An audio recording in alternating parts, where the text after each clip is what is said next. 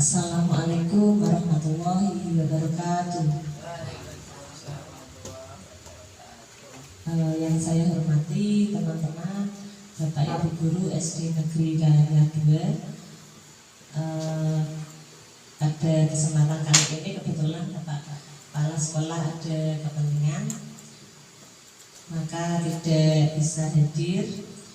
Kali ini saya akan melaksanakan diseminasi tentang budaya positif pada modul 1.4, di mana itu sebagai tugas aksi nyata yang akan diunggah pada tanggal 28 Agustus tahun 2024. Mari sebelum acara dimulai, kita berdoa dulu yang akan dipimpin oleh Bapak Mujir.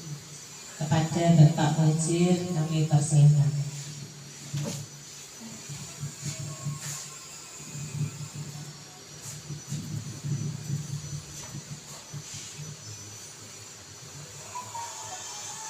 Assalamualaikum warahmatullahi wabarakatuh.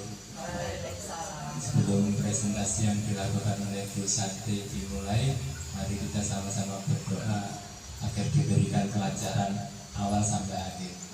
Al-Fatihah. Bismillahirrahmanirrahim. Alhamdulillahirabbil alamin. Arrahmanirrahim. Maliki yaumiddin.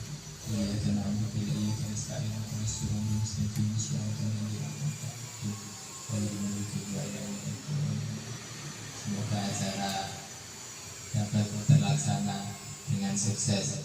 Assalamualaikum warahmatullahi wabarakatuh.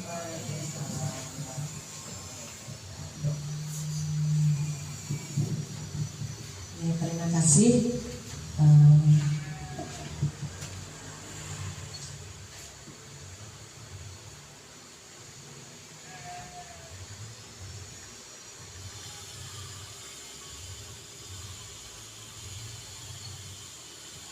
Untuk kegiatan diseminasi budaya positif kali ini akan kita awali dengan menyanyikan lagu Indonesia Raya. Bapak Ibu dimohon berdiri sejenak.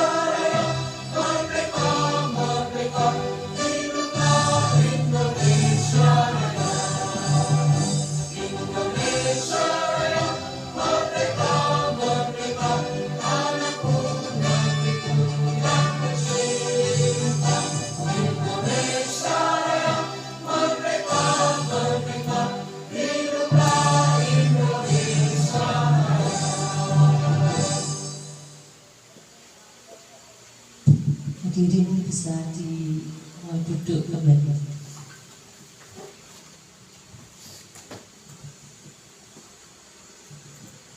Ya, sebelum ke acara inti tentang konsep inti budaya positif, saya akan menjelaskan tentang pengertian dari budaya positif, yaitu budaya positif itu nilai-nilai kebajikan atau kebiasaan atau keyakinan yang berpihak pada murid agar anak tersebut itu bisa bertanggung jawab, bisa lebih baik dari sebelumnya.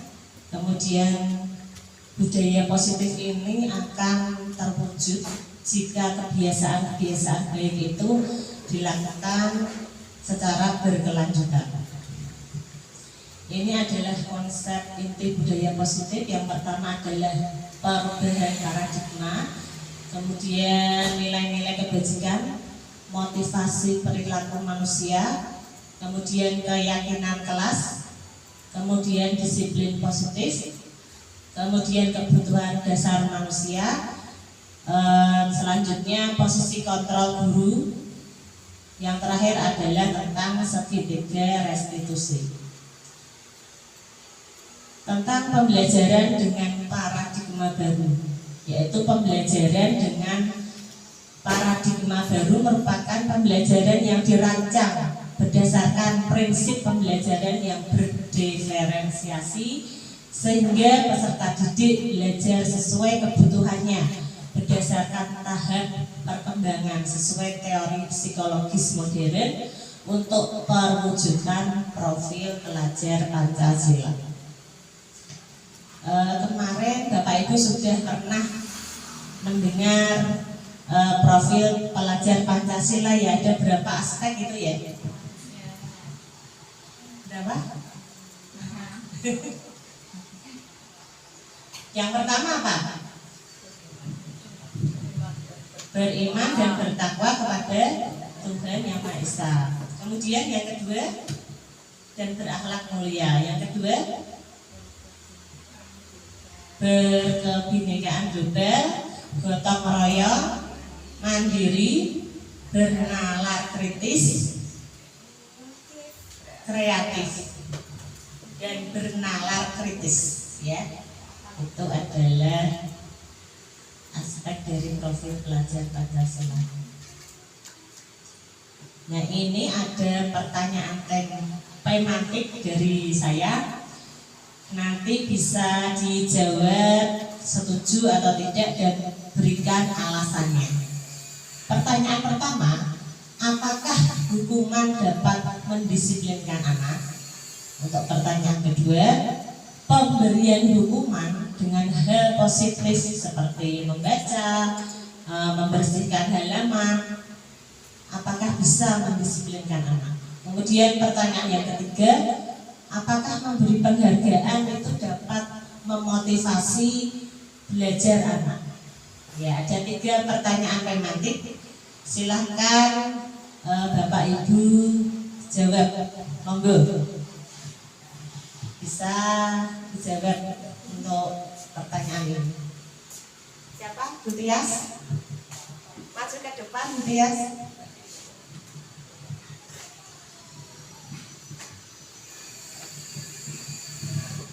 Ya, terima kasih kepada Bu Santi atas kesempatan yang diberikan oleh kami menjawab soal yang pertama, apakah hukuman dapat mendisiplinkan anak? Saya jawab ya, dapat. Kemudian yang kedua, pemberian hukuman dengan hal positif seperti membaca atau membersihkan halaman sekolah, apakah bisa mendisiplinkan anak? Saya jawab ya, bisa juga. Yang ketiga, memberi penghargaan dapat memotivasi belajar anak. Saya juga jawab iya, dapat memotivasi. Begitu, terima kasih Bu Santi. Monggo saya kembalikan. Ya, berikan tepuk tangan pada Bu Tias. Terima kasih. Ya, untuk yang pertama itu setuju ya. 1, 2, 3 itu setuju semua. Kemudian alasannya bagaimana? Alasannya apa? Kenapa kok memberi penghargaan itu dapat memotivasi belajar anak? Kira-kira apa alasannya? Siapa yang bisa? Bu Indah?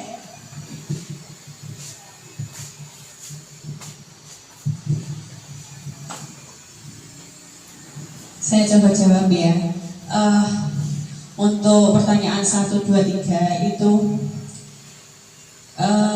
Jawabannya saya beda dengan Bu Tias. Tidak, ya. Apakah hukuman dapat mendisiplinkan anak? Terus dua, pemberian hukuman dengan hal positif seperti membaca atau membersihkan halaman sekolah, apakah bisa mendisiplinkan anak? Tiga, memberikan penghargaan dapat memotivasi belajar anak. Kalau anak diberi hukuman, itu biasanya anak itu disiplin, itu berdasarkan rasa takut. Kalau tidak ada hukuman, itu anak itu tidak bisa melatih disiplin diri pada anak tersebut. Terus untuk yang ketiga, memberi penghargaan dapat memotivasi belajar anak, itu juga tidak.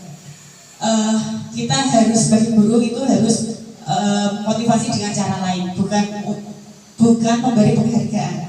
Kalau misalkan guru tersebut tidak memberikan penghargaan, anak tidak akan motivasi belajarnya, ya. Kalau tidak ada penghargaan, nanti anak tidak bisa belajar yang lebih giat lagi. Dan itu motivasi itu terbangun dari penghargaan saja, bukan dari hal lain. Untuk mengembangkan motivasi belajar anak itu sendiri dari dalam diri sendiri, itu berdasarkan penghargaan saja, bukan dari dalam diri anak tersebut. Begitu Bu Sandra. Terima kasih. Ya, berikan tepuk tangan. Ya, baiklah. Dari pertanyaan dan jawaban tadi, maka saya lanjutkan, ya, tentang miskonsepsi tentang teori kontrol. Yang pertama adalah ilusi guru mengontrol murid. Jadi tugas guru itu mengontrol murid. Kemudian yang kedua, ilusi bahwa semua penguatan positif, efektif, dan bermanfaat. Kemudian yang ketiga, ilusi bahwa kritik dan membuat rasa bersalah mampu menguatkan karakter. Yang terakhir, ilusi bahwa orang dewasa berhak memaksa. Jadi seorang guru itu tidak boleh menuntut atau memaksa kepada muridnya. Beri keleluasaan untuk murid. Jadi seorang guru itu adalah sebagai penuntun, ya, mengarahkan, bukan memaksa kehendak murid. Jadi seorang murid itu bisa berkembang sesuai dengan potensi dan bakat yang dimilikinya. Jadi kita sebagai guru jangan memaksa murid. Misalnya kamu harus bisa menggambar misalnya.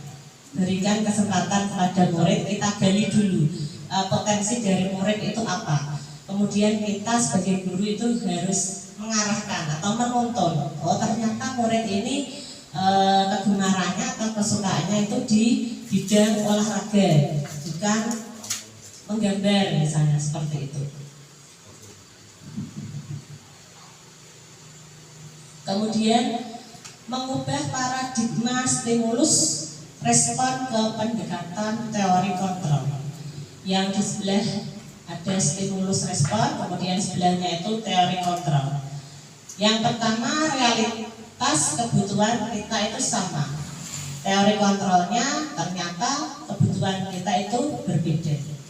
Yang kedua, semua orang melihat hal yang sama. Yang teori kontrolnya setiap orang memiliki gambaran yang berbeda. Kemudian kita mencoba mengubah orang-orang agar berpandangan sama dengan kita.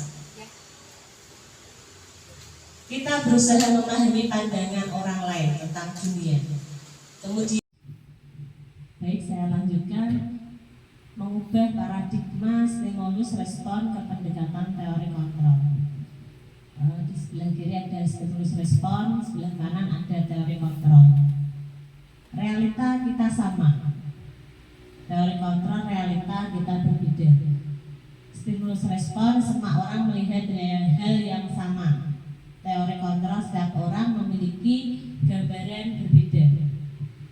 Kemudian kita mencoba mengubah orang agar berpandangan sama dengan kita. Teori kontrol, kita berusaha memahami pandangan orang lain tentang dunia. Stimulus respon, perilaku buruk dilihat sebagai suatu kesalahan. Teori kontrol, semua perilaku memiliki tujuan. Orang lain bisa mengontrol saya. Teori kontrol, hanya Anda yang bisa mengontrol diri Anda. Stimulus respon, saya bisa mengontrol orang lain. Anda tidak bisa mengontrol orang lain. Stimulus respon, pemaksaan ada pada saat bujukan gagal. Teori kontrol, kolaborasi dan konsensus menciptakan pilihan-pilihan baru. Kemudian yang terakhir, stimulus respon, model berpikir menang atau kalah. Teori kontrol, model berpikir menang-menang. Saya lanjutkan tentang disiplin positif. Disiplin berasal dari kata disiplina yang berarti belajar. Disiplin mengacu pada disiplin diri yang memiliki tanggung jawab terhadap apa yang dilakukan berdasarkan nilai-nilai yang diyakini. Disiplin positif merupakan salah satu cara penerapan disiplin yang bertujuan untuk menumbuhkan kesadaran serta memberdayakan peserta didik tanpa imbalan penghargaan atau reward, ancaman ataupun hukuman. Jadi sebagai pendidik, tujuan kita adalah menciptakan peserta didik yang memiliki disiplin diri sehingga mereka berperilaku mengacu kepada nilai-nilai kebajikan universal dan memiliki motivasi intrinsik dalam perubahan perilaku ke arah yang lebih baik. Sekarang kita lanjut pada nilai-nilai kebajikan. Nilai kebajikan adalah nilai yang disepakati bersama lepas dari suku bangsa, agama, bahasa maupun latar belakang. Contoh nilai kebajikan institusi atau organisasi. Yang pertama adalah profil pelajar Pancasila.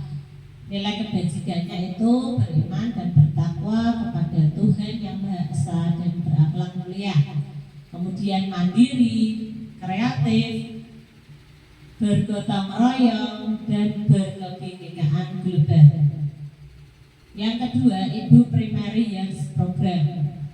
Nilai kebajikannya adalah nilai toleransi, rasa hormat, integritas, mandiri, menghargai, antusias, empati, keingintahuan, kreatif, kerjasama, percaya diri, dan komitmen. Kemudian keterampilan hidup. Nilai kebajikannya dapat dipercaya, pendengar yang aktif, tidak merendahkan orang lain, dan memberikan yang terbaik dari diri.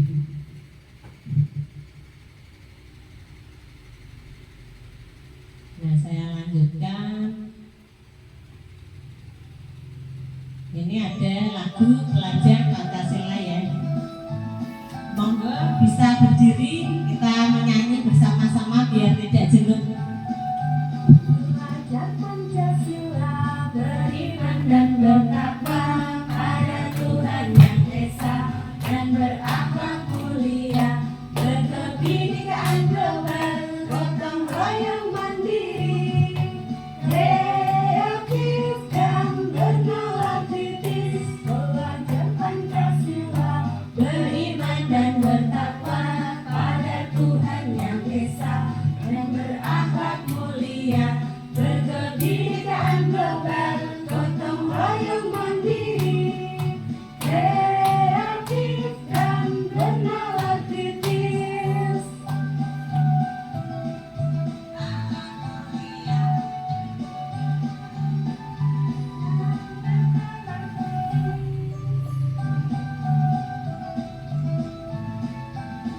Ya, saya lanjutkan ya. Terima kasih. Boleh duduk kembali.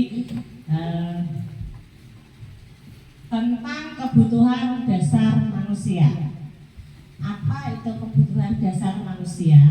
Kebutuhan dasar manusia adalah segala sesuatu yang kita lakukan lakukan untuk mendapatkan apa yang kita inginkan. Seluruh tindakan yang kita lakukan memiliki tujuan tertentu, dan semua usaha terbaik yang kita lakukan adalah dalam rangka agar kebutuhan dasar kita terpenuhi dengan baik. Ini ada 5 macam kebutuhan dasar manusia. Yang pertama adalah bertahan hidup. Misalnya makan, pakaian, keamanan, kesehatan. Kemudian yang kedua adalah kasih sayang. Contohnya rasa diterima, dipedulikan, berbagi, kerjasama, menjadi bagian dalam kelompok. Yang ketiga adalah penguasaan. Contohnya harga diri, keinginan untuk dianggap pemimpin, berprestasi, diakui dan didengar. Yang keempat adalah kebebasan, yaitu mandiri, memiliki pilihan, mencoba hal baru, mampu mengendalikan arah dirinya. Yang terakhir adalah kesenangan, bermain, humor, antusiasme, dan tertawa. Nah, ini adalah contoh kasus untuk kebutuhan dasar manusia. Ini misalnya ada kasus ibu guru bilang, aku tidak boleh bersenandung sewaktu mengerjakan tugas. Katanya di kelas harus tenang, tidak ada suara. Kan nggak seru jadinya. Itu termasuk kebutuhan apa? Apakah tadi bertahan hidup, kasih sayang, penguasaan, kebebasan, atau kesenangan? Ibu guru bilang, aku tidak boleh bersenandung sewaktu mengerjakan tugas. Katanya kelas harus tenang, tidak ada suara. Kan nggak seru jadinya. Itu termasuk ya, kesenangan ya. Kemudian ada lagi cerita, ibu guru tidak menyapaku hari ini, padahal aku pakai jepit rambut baru. Itu termasuk kebutuhan apa? Kasih sayang dan diterima. Jadi ini anak ini butuh diperhatikan oleh gurunya, butuh perhatian, diberi kasih sayang. Kemudian aku bosan, masa belajarnya cuma gitu-gitu aja, dengerin ibu guru aja. Itu termasuk kebutuhan kebebasan. Jadi seorang anak itu bebas memilih agar tidak bosan dengan apa yang dilakukan. Yang terakhir, aku sebel, gambarku tidak rapi, malah ibu guru nunjukin ke teman-temanku di depan kelas. Itu termasuk kebutuhan penguasaan. Ya, lanjut. Sekarang tentang motivasi perilaku manusia, yaitu motivasi intrinsik. Motivasi intrinsik itu motivasi yang timbul dari dalam diri kita sendiri, yaitu untuk menghindari ketidaknyamanan, untuk menjadi orang yang mereka inginkan, dan menghargai diri sendiri dengan nilai-nilai yang mereka percaya. Kemudian yang ketiga, untuk mendapatkan imbalan atau penghargaan dari orang lain. Nah, sekarang ini ada beberapa perbedaan, yaitu hukuman, tentang hukuman, konsekuensi, dan restitusi. Untuk perbedaan yang pertama, silakan Bu Pur dibacakan, maju ke depan.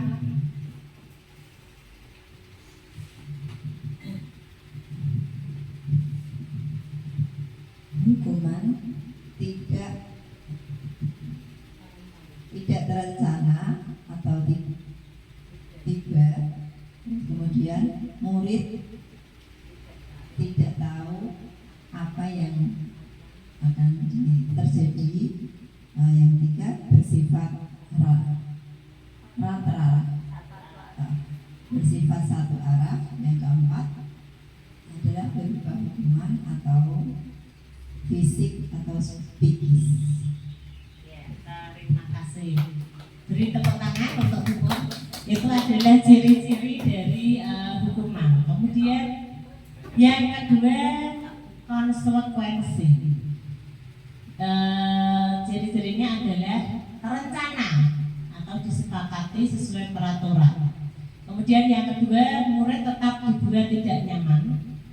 Kemudian yang ketiga, sikap guru selalu memonitor murid.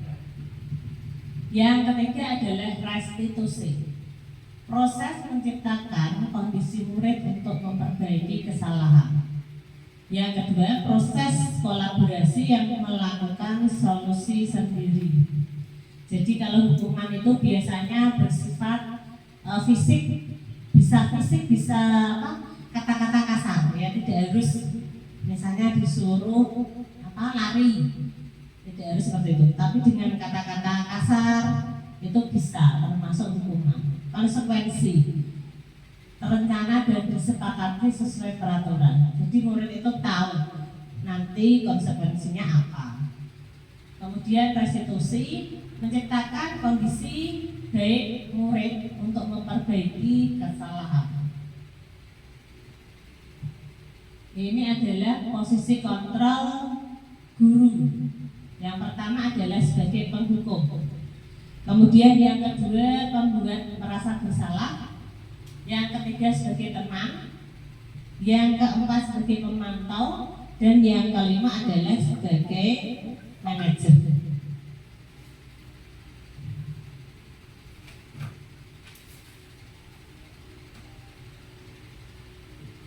Ini contoh penerapan 5 posisi kontrol. Kasus yang pertama adalah siswa tidak memakai atribut lengkap saat upacara. Sebagai penghukum harus hormat pada bendera selama 1 jam. Untuk yang pembuat merasa bersalah, berapa kali ibu bapak harus memberitahu kamu selalu saja mengecewakan ibu dan bapak. Itu membuat siswa merasa bersalah. Jadi seperti guru itu seperti memojokkan siswa. Kalau yang penghukum, yang pertama itu hormat bendera selama 1 jam. Itu berarti termasuk hukuman fisik, ya. Kemudian untuk kasus selanjutnya, ayo dong ikuti aturan sekolah. Tolong ibu bapak ya, sekali ini ya sudah tidak apa-apa. Lain kali jangan sampai berbuat seperti itu. Ini posisi guru itu sebagai teman. Jadi antara murid dan guru itu tidak ada perbedaan. Menganggap muridnya itu sebagai teman. Tapi di sisi lain posisi ini adalah ada sisi positif dan juga ada sisi negatif. Sisi positifnya, seorang murid itu bisa bersahabat dengan bapak dan ibu guru, dianggap sebagai temannya sendiri. Sedangkan sisi negatifnya, karena dianggap sebagai teman, maka kadang guru tersebut disepelekan, kurang hormat misalnya. Kemudian selanjutnya itu guru sebagai posisi kontrol, sebagai pemantau. Kamu sudah melanggar peraturan sekolah, kamu tahu konsekuensinya. Setelah upacara, kamu jadi beli atributnya ke koperasi dan jangan diulangi lagi. Nah ini sebagai pemantau itu menjelaskan kesalahannya, kemudian mencari solusi atau jalan keluar, yaitu dengan membeli atribut. Karena anak tadi tidak memakai atribut lengkap, jadi setelah upacara bisa membeli atribut di koperasi dan jangan diulangi lagi. Kemudian kasus selanjutnya, Siswa tidak memakai atribut lengkap saat upacara. Posisi guru sebagai manajer. Jadi, apakah kesalahanmu? Kira-kira bagaimana kamu memperbaiki kesalahanmu? Jadi seorang guru bisa mengawasi siswa, menanyakan kesalahan dan bagaimana cara memperbaiki kesalahan tersebut. Sebagian besar itu guru lebih banyak sebagai manajer untuk posisi kontrol ini. Saya lanjutkan. Ini sudah siang, kelihatannya kok pada kurang bersemangat. Kita iced breaking dulu. Monggo berdiri semuanya.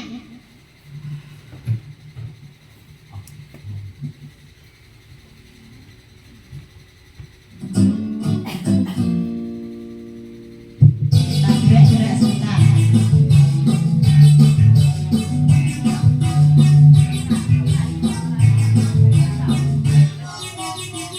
Tangan diputar-putar bertepuk tangan. Tangan diputar-putar pegang gaun. Tangan diputar-putar peganglah lutut. Digoyang-goyang, digoyang-goyang, digoyang-goyang. Tangan diputar-putar bertepuk tangan.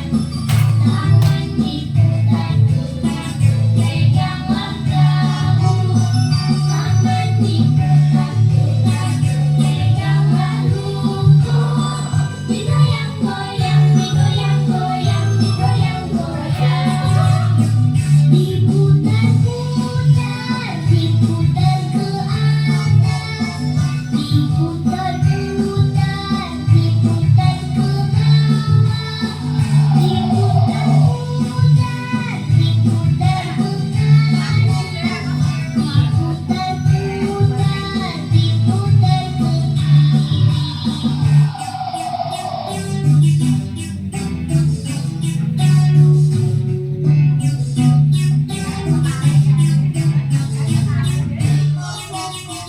tangan diputar-putar bertepuk tangan. Tangan diputar-putar peganglah gaun. Tangan diputar-putar peganglah lutut. Digoyang-goyang, digoyang-goyang, digoyang-goyang.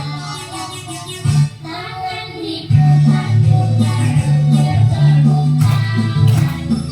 Tangan diputar-putar peganglah gaun. Tangan diputar-putar peganglah lutut. Digoyang-goyang, digoyang-goyang, digoyang-goyang. Diputar-putar, diputar ke atas. Diputar-putar, diputar ke bawah. Diputar-putar,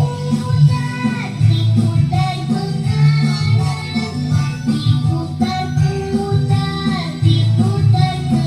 kanan. Diputar-putar, diputar ke Ya, terima kasih. Sudah tidak ngantuk lagi ya. Saya lanjutkan. Posisi kontrol apakah aku? Saya kecewa sekali dengan kamu. Kira-kira ini posisi kontrol sebagai apa?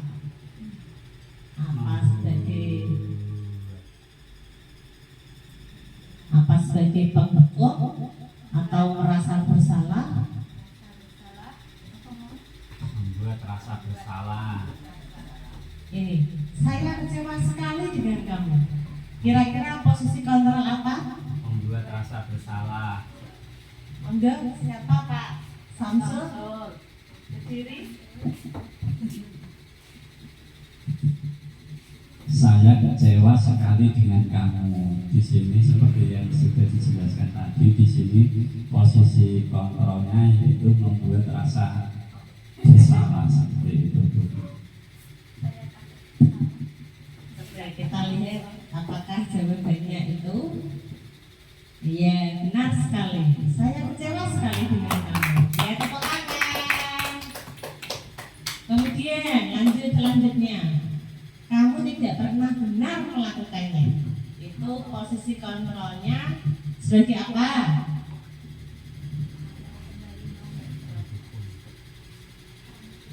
Ya, saya kembali ini. Saya monggo siapa Bu Nima?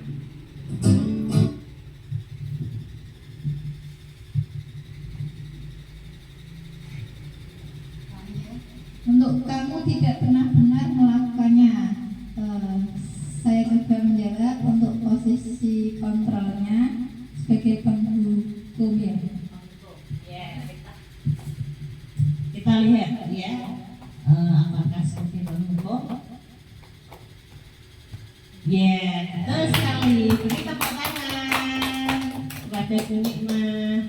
Lanjut. Apa rencanamu untuk menyelesaikan masalah ini? Kira-kira sebagai apa posisi kontrolnya? Gitu ya? Ya, terima kasih untuk posisi kontrol. Apa rencanamu untuk menyelesaikan masalah ini? Saya coba jawab sebagai manajer. Ya, kita lihat apakah benar sebagai manajer. Ya, benar sekali. Beri tepuk tangan. Lanjut ya. Ayolah, lakukan demi Bapak Ibu ya. Kira-kira apa posisinya? Sebagai teman. Kita lihat. Oh iya, benar sekali. Ya, lanjut. Kamu tidak pernah mendapat nilai jika tidak mengerjakan. Kamu tidak pernah mendapat nilai jika tidak mengerjakan tugas. Ini berarti posisi kontrolnya sebagai apa? Sebagai pemantau. Kita lihat apakah benar. Ya, beri tepuk tangan. Saya lanjutkan. Mengapa keyakinan kelas? Mengapa bukan peraturan kelas? Ya, ini tentang keyakinan kelas. Jadi keyakinan kelas itu suatu kesepakatan antara murid dan guru yang dilakukan untuk bertujuan untuk agar kelas itu bisa lebih baik. Ya, pembentukan keyakinan kelas. Yang pertama bersifat abstrak. Yang kedua berupa pernyataan universal. Yang ketiga dibuat dalam kalimat positif. Kemudian sedikit agar mudah diingat, apalagi kelas rendah. Jadi kalimatnya padat dan jelas agar dapat mudah diingat. Jangan terlalu panjang. Kemudian sesuai dengan kondisi kelas dan sekolah sehingga mudah diterapkan. Kita melihat juga kondisi sekolah dan kondisi kelasnya seperti apa. Kemudian yang terakhir, semua warga sekolah dilibatkan saat membuat keyakinan kelas. Jadi murid, guru, kemudian untuk di lingkup sekolah ya ada dewan guru yang lain, kemudian kepala sekolah itu untuk keyakinan di sekolah. Tapi untuk di kelas cukup dengan murid dan guru saja ya.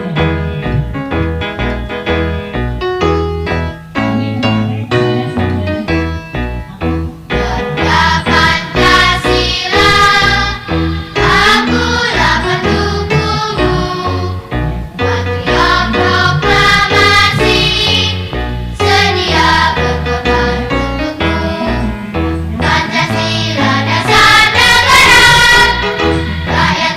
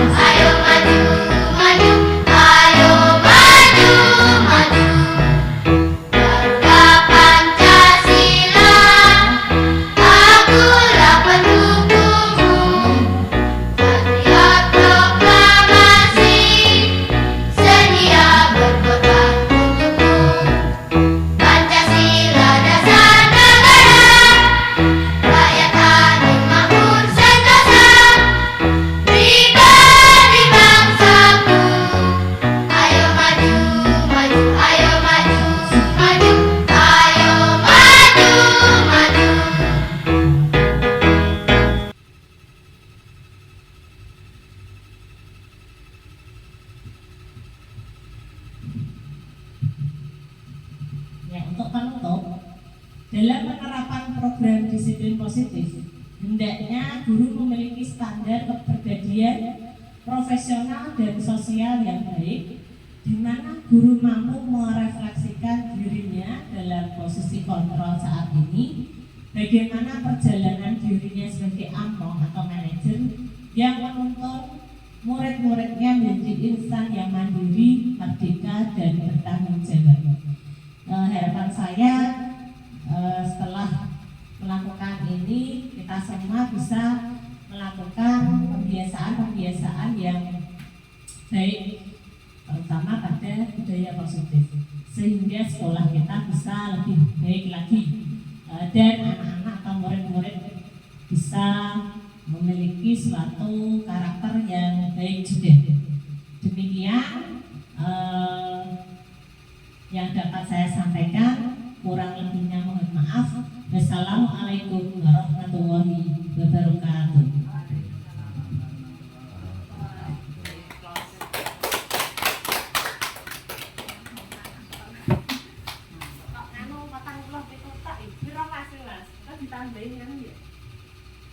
Lagu-lagu Terima kasih guru. Ya, begini, guru mau tanya.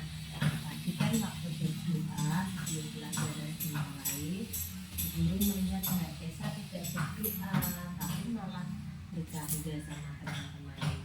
Iya guru, tapi saya ngomong teman saya guru.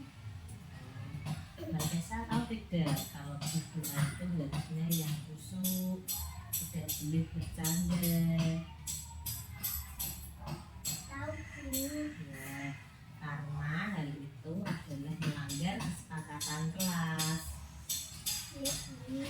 Oke, kalau begitu sikap Mbak Tessa tadi jangan diulangi lagi ya. Baik guru. Ya, kalau berdoa itu yang sungguh-sungguh ya. Ya, terima kasih Mbak Tessa.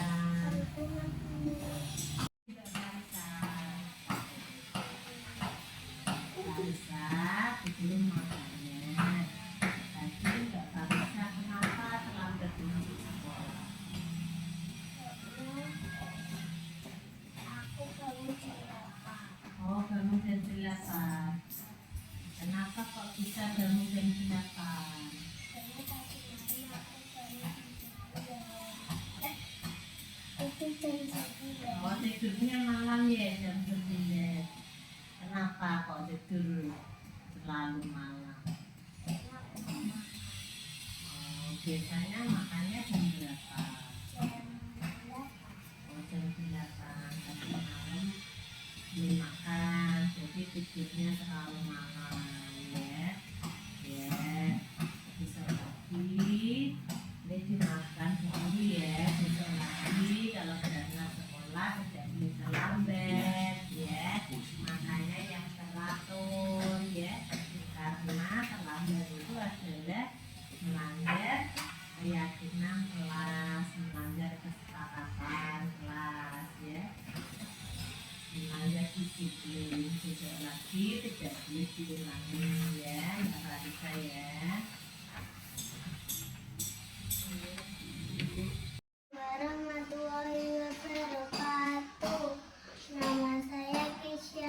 Saya senang sekali berdiskusi dengan Bu Santi.